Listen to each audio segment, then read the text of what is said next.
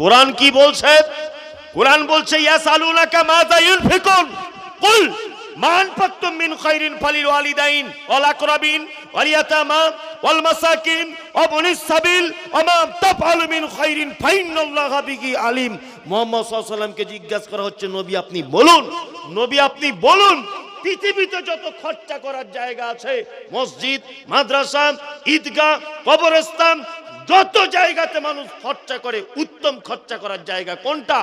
আল্লাহর কোরআন আবার মুহাম্মদ সাল্লাল্লাহু আলাইহি ওয়াসাল্লামকে বলছেন, কুল, নবী আপনি প্রশ্নকারীদের বলুন, মা আনফাকতুম মিন খাইরিন ফালিল ওয়ালিদাইন, সন্তান তার পিতামাতার জন্য যে টাকা খরচা করে পৃথিবীর শ্রেষ্ঠ খরচা এটা।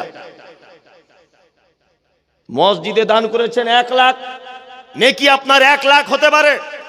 মাদ্রাসায় দান করেছেন 1 লাখ, নেকি আপনার 1 লাখ হতে পারে।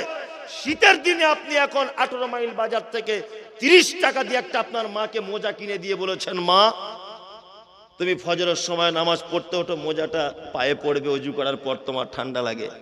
1 লাখ টাকা দান করে যে নাকি এর থেকে লক্ষ কোটি গুণ বেশি নাকি মায়ের মোজা কিনে দিলে। বলছে মৌলভী সাহেব দোয়া করবেন একটু, আমি আবার পশ্চিম দিকে যাচ্ছি। আচ্ছা আচ্ছা আচ্ছা, মানে হজ করতে যাচ্ছে? হ্যাঁ হজ করতে যাচ্ছি, হজ করতে যাচ্ছি। তা আপনার মা কোথায়? বলছে আমার মা আমার বড় ভাইয়ের কাছে থাকে, আমি